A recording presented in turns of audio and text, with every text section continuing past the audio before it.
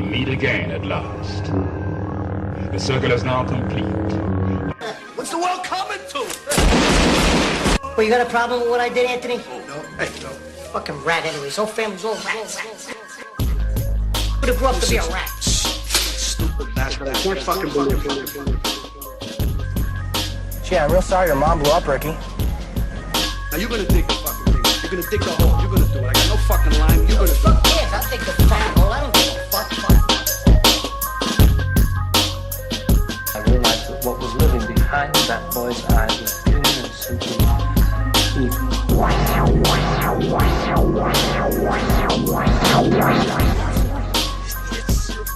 Jesus Christ. Mister, you okay in there? Put sedition costumes around here someplace. Have you any idea what the cost of your actions is? What their effect might be? Or you to give them hope? What do you give them? We give them happiness. And they give us authority.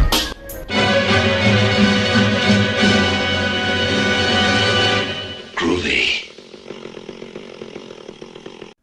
Welcome everybody, it's May 23rd, 2017. This is Chris coming to you live from the library. I'm here as always on behalf of Cinephellas.com, the only place for all your cinephilic needs. Greetings and salutations from Los Angeles.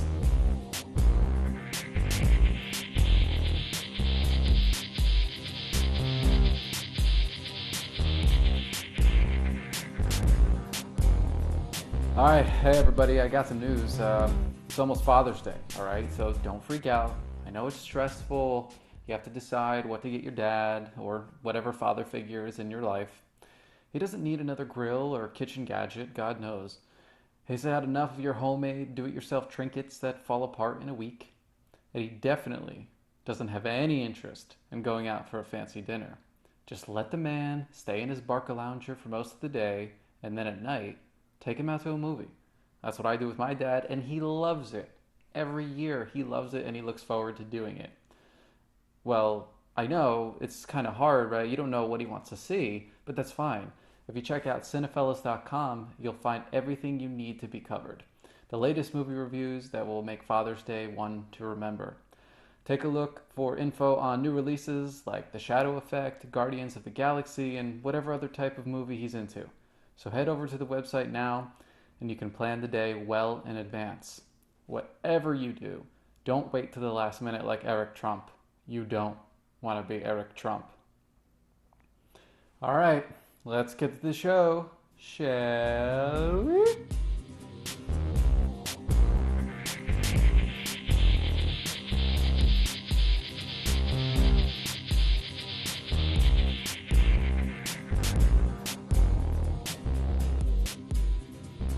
All right, everybody. On this episode of the Cinephellas Podcast, I'm talking to Peter Spirer and Peter Baxter, co-directors of the new documentary Spirit Game. But before we get to that, I feel really compelled to address the attack that happened last night, the terror attack in Manchester, England.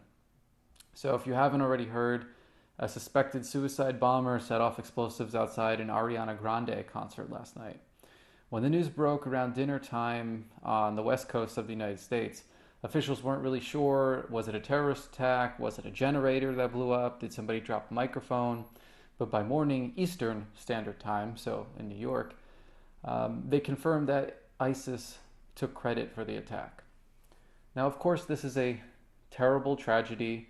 My heart, and I think I can speak for the entire Cinephellas community on this one, our hearts go out to all family members who lost loved ones in this tragedy. But what really scared me the most is that I barely felt anything as I found out about it. And, talking to some others as well, we all kind of had the same reaction. Oh, it's just another terrorist attack. And when you take a step back and really think about that, it's probably the most actualized version of what terrorism can do. I think a lot of us right now, we feel desensitized in many ways, and that's really sad, All I can do is sit here and speak from my personal experience, so take this with a grain of salt, but, I remember watching the Twin Towers crashing to the ground on 9/11. I was in high school at the time, And I watched it happen from my lunchroom while I was eating, I don't know, popcorn chicken or curly fries or whatever healthy option they chose to give us that day. From that point forward, terrorist threat was just a given. It's scary to be so used to terrorism, but I feel really concerned for the children that grow up in this climate that never experienced anything before a terrorist threat. I mean, they've never really experienced a country fully at peace in the United States, or anywhere in the West for that matter. England, France especially, even Germany. They've never known a peaceful time in the world. And that negativity is only compounded by our current political climate right now. What do you everybody out there, what do you feel is the best way to help children understand this moment in history? I think we assume too often that they don't understand what's going on around them or they just don't care, but they're constantly being confronted with reconciling how these evils can exist in the world. So those of you that are parents and teachers or just work with kids in general, how do you help them understand? How do you help them grow up psychologically stable? I mean, I would really like to talk to you about that at some level. I mean, I worked with college students, most of them born in maybe, about 93, 94. I was working with them when they were about freshman or sophomore in college. And pretty much every single one of them had a distant relationship to 9/11. They would always tell me when it would come up in our conversations in class that they only really knew about it through a family member that experienced it and told them secondhand. And I can't really, that's hard to fathom. Like I said, I mean, it was such an integral part of my experience that it's kind of hard for me to relate to someone that never had that transformative moment in their lives. But with that distance also comes ignorance, right? It's kind of like watching, and I don't mean that in a way that they're not trying or that they are purposely ignorant. Ignorance in the sense of just they don't have the experience, right? They don't have the opportunity to have felt what 9/11 was like. And now, they sort of hear in their minds that this has been going on since 2001, well before they were cognizant of the world. And they think it's just normal. They think it's just normal to live under this constant threat. It's also really important here to consider the role of pop culture in this tragedy. Now, terrorists, of course, they want to attack Western culture and everyday ways of life. That's their goal, to stop us from living at the very basis level. So an Ariana Grande concert filled with preteens and teenagers and even some of their parents is a great way to make that statement from their point of view. But we can fight back. I mean, it's important to know that we're not powerless here. Let's not shy away from the music, movies, TV shows, and other pop culture we love. Let's embrace it even more. I know it's scary to let your kids indulge in these things after last night, but we have to. We have to. Again, that's, our thoughts go out to the people of Manchester and everyone in the world impacted by terrorism. Just know that you're not alone. And one way that we show we're not alone is by embracing around the things that we love. And pop culture, it unites us a lot more than it tears us apart. And it's important to remember that in these times.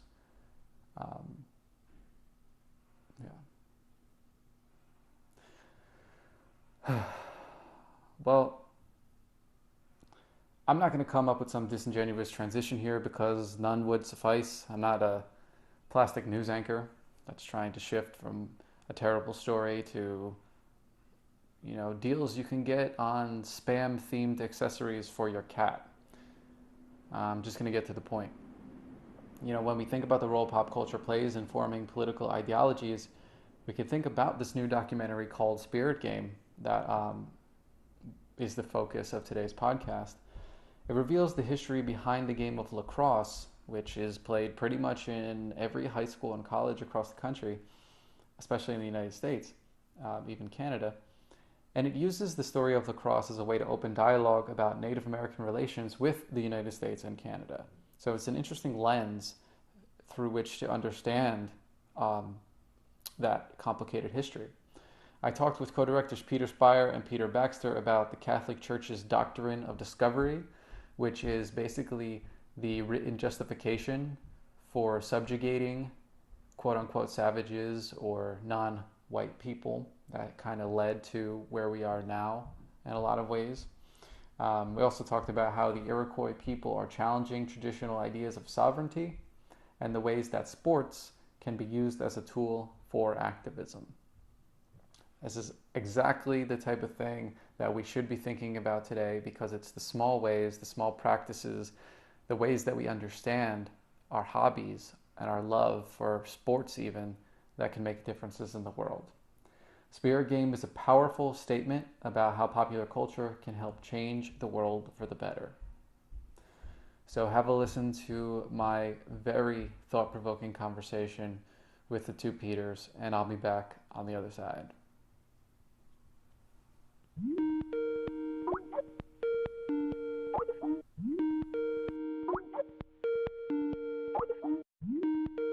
Yeah, absolutely. Okay, great. So, Can you hear Peter Baxter? Can you hear us?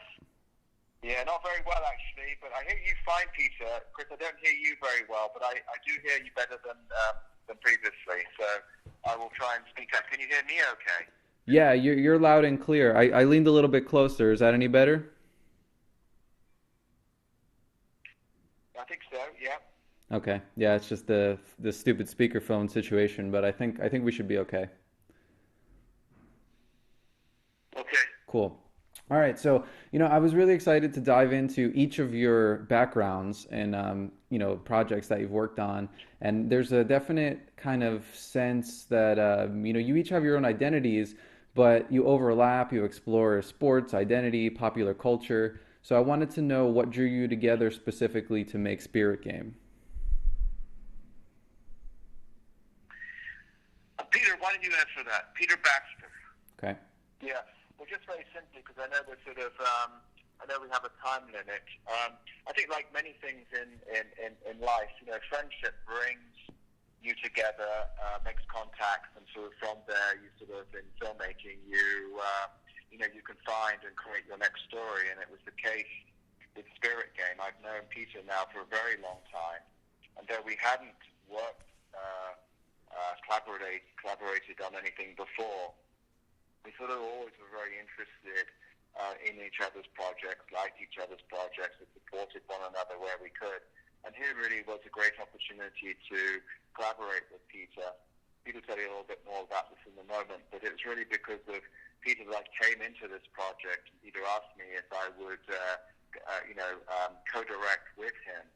And because there was a trust there through friendship, and because there was a great desire there through actually a couple of things that you mentioned, one especially to do with identity in terms of documentary storytelling, I was really very, very interested in collaborating with Peter on this. And once I met Peter and Lyons, it became really obvious that I really wanted to, join the team and to make this story. And I think in many ways this is a successful collaboration.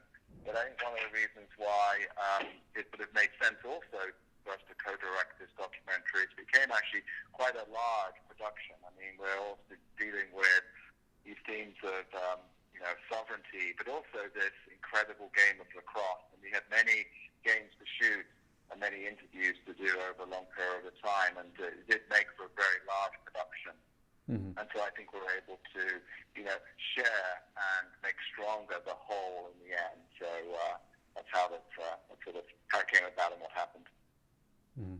Yeah, let me just add to that just a little bit. So this is Peter Spirer, mm-hmm. and Peter Baxter and I have been friends for many years. And I know a lot of folks, but I was really knocked out by his first documentary, Wild in the Streets, and I thought, well, gosh, the Iroquois have asked us to do this huge project, and I thought, who better than Peter Baxter, who basically has already made our movie before. But I thought Wild in the Streets had a lot of the same themes and a lot of the same components as our film, and that he would bring that experience and knowledge to what we were doing. Hmm. Yeah, it's really interesting because lacrosse becomes this lens through which to examine it's really on the viewer to examine the relationship of the country that they come from to the native population, right? And you kind of do that through lacrosse.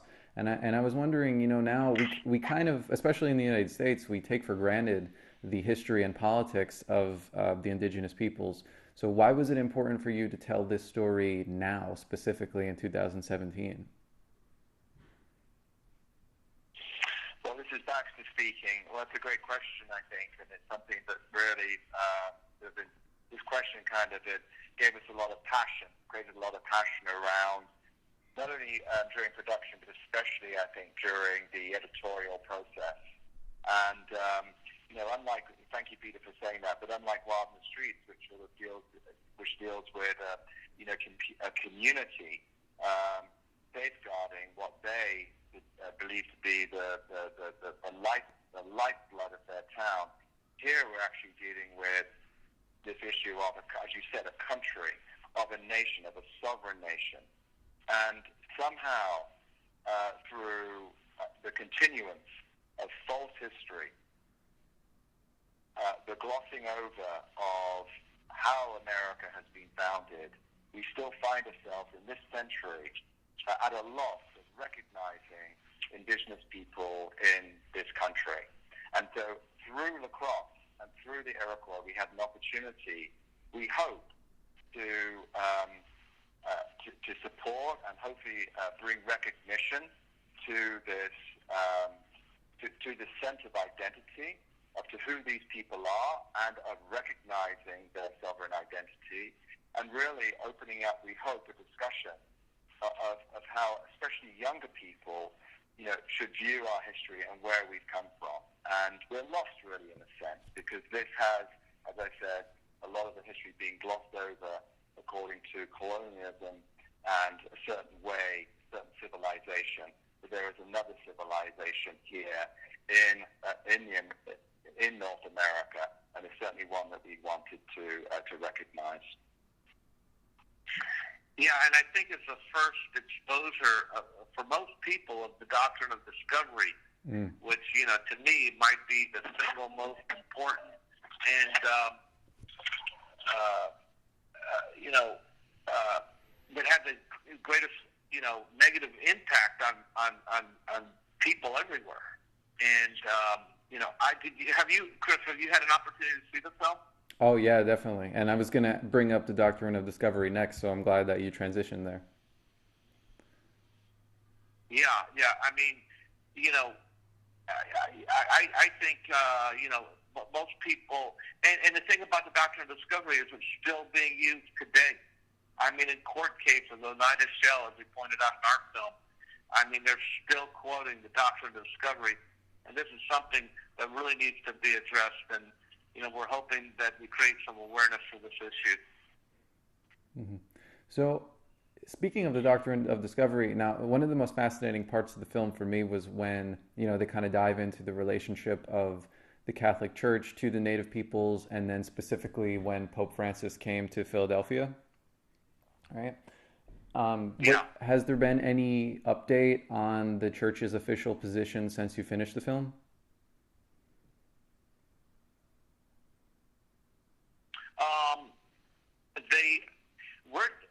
We're still working on trying to get an audience with the Pope for Orange Lions, and there have been overtures that will happen. Nothing is definite yet, but that's something that's being worked on. It's been, it keeps getting closer, and there are people that there are people that are close to the Vatican that are trying to make that happen. And we do know that will happen at some point in the next couple of years, but when there's nothing that definitive right now. Mm-hmm. Right. This is Baxter speaking. So I'm just going to sort of cut to the chase on this, because I feel as though you're touching on really important, really important things in our film, and thank you for doing so. So I'm not going to beat around the bush. I sort of introduced it, a few moments ago. Mm-hmm. Sure, go ahead. I mean, one of the things that I think we both we both learned from this, but me especially, I'm not sure if Peter will agree with this. We've had many conversations around this. Both the USA and the Catholic Church, I mean, they are hopeless in recognizing most of the time its imperfections and false history. They love to tell you and record all the great things that have happened, but as you mentioned with the doctrine of discovery, can't deal with how this so-called success has been based on the misery and destructions of those around them.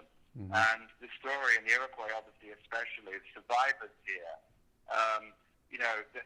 they have survived to be able to allow us now, with this film, to acknowledge some historical truth and hopefully bring about a discussion that can support some healing here in this process. I mean, this is nothing short of genocide, of course, of what the doctrine of discovery has, in fact, created. And it's so important, I think, for a younger generation now to know really this knowledge, partly that we're sharing in this film, for everyone, hopefully in time, to come to understand that can affect change. And so I hope people will write to the Pope. I've written to the Pope and asked him to get rid of the doctrine of discovery. But that hasn't happened yet. And I think with films like Spirit Game and others that are out there right now, this is something that obviously needs to happen to get rid, finally, of this 500-year-old murderous doctrine of discovery. Yeah, it's quite embarrassing that it still exists. Yeah, no, yeah, it's incredible. I mean, it's incredible. And Peter, I agree with every word you said. So, yeah. So if so obviously this film's going to come out. Hopefully, we get a lot of people to go out and see it. And if they do, and they want to get involved, like you said, you've written to the Pope. If people at a grassroots level want to get involved in some way, how would you suggest they do that?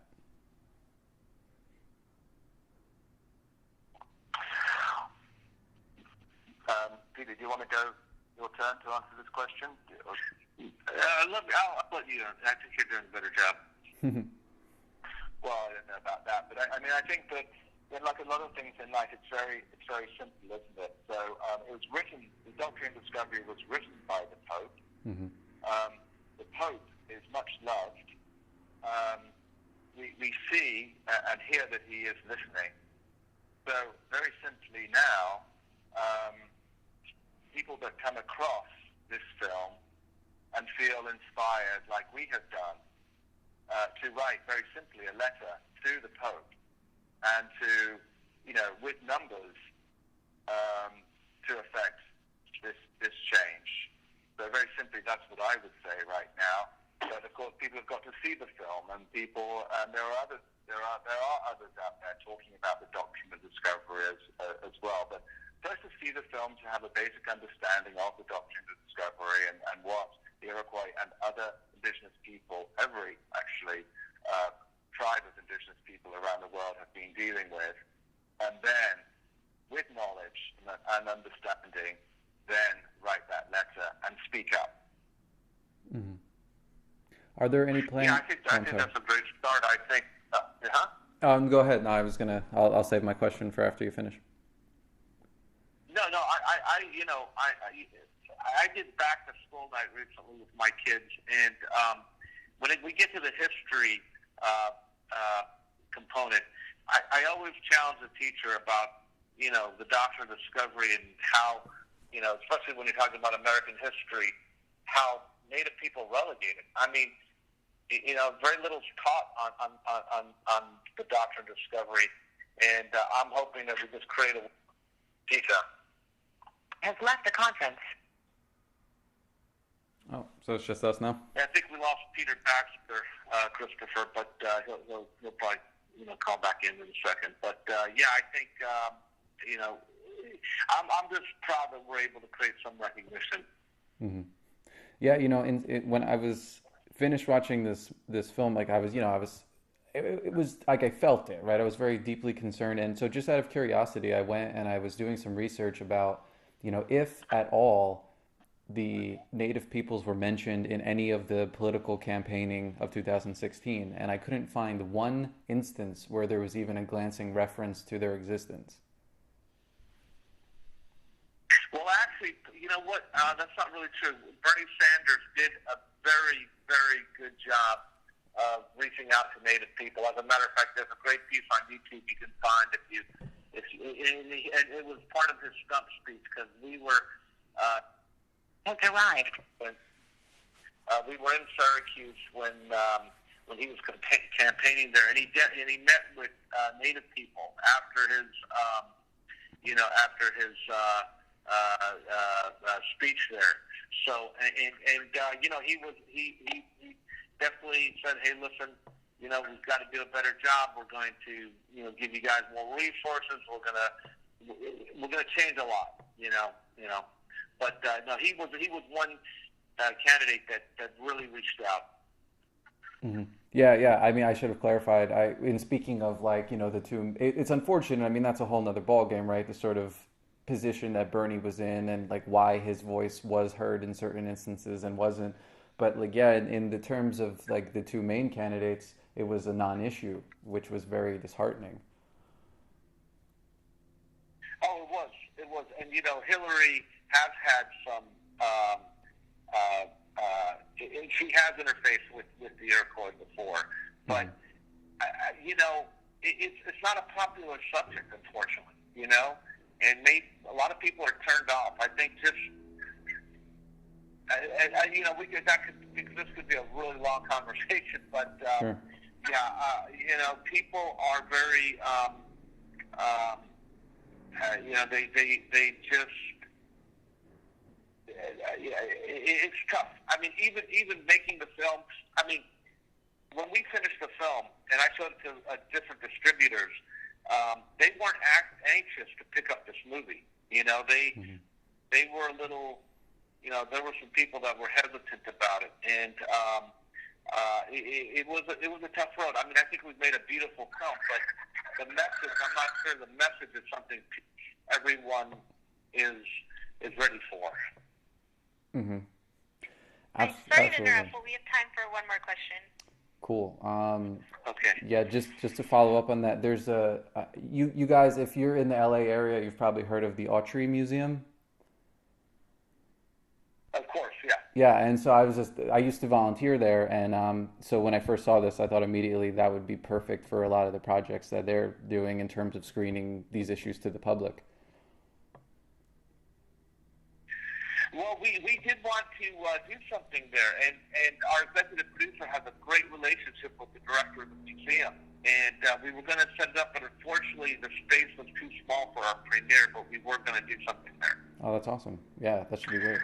But I think you're touching on something which is, I think also, and maybe this is your train of thought, but to be able to show the film in places like the Autry will help, popularize not only the film but the doctrine of discovery and these subjects. So we're with you on that, and certainly, it's got distribution in theaters and iTunes and Stars, but there's no reason whatsoever why this film cannot play in museums that are supporting indigenous culture. And I think that's a very important point you're making, and one that we definitely support.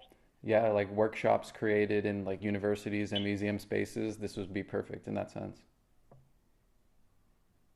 Yes. Cool. Well, thank you guys for taking time out again. I really appreciate it, and best of luck with the film and the project behind it. Thank you so much. Thank you. Yeah, Thank you for taking the time to speak with us. We appreciate it. Yeah, thank you. Have a great day, guys.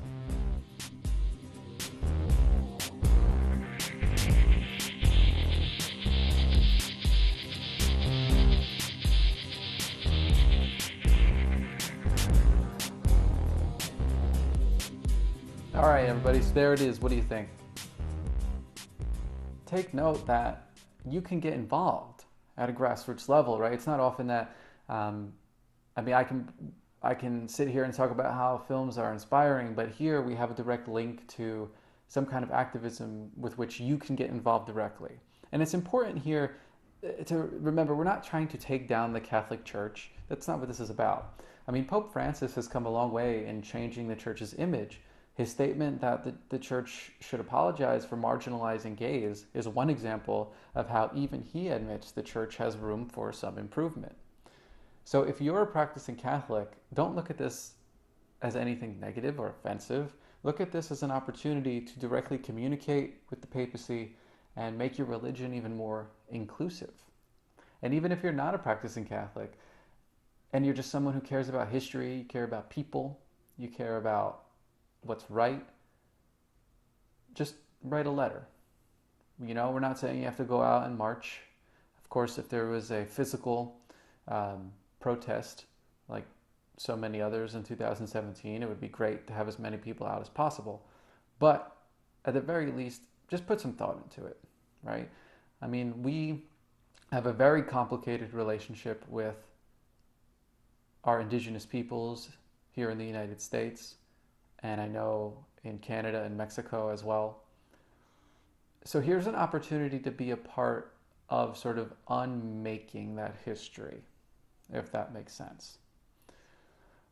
Other parts of the conversation, which I thought were especially fascinating, was how sport can be used as a way to negotiate these ideas.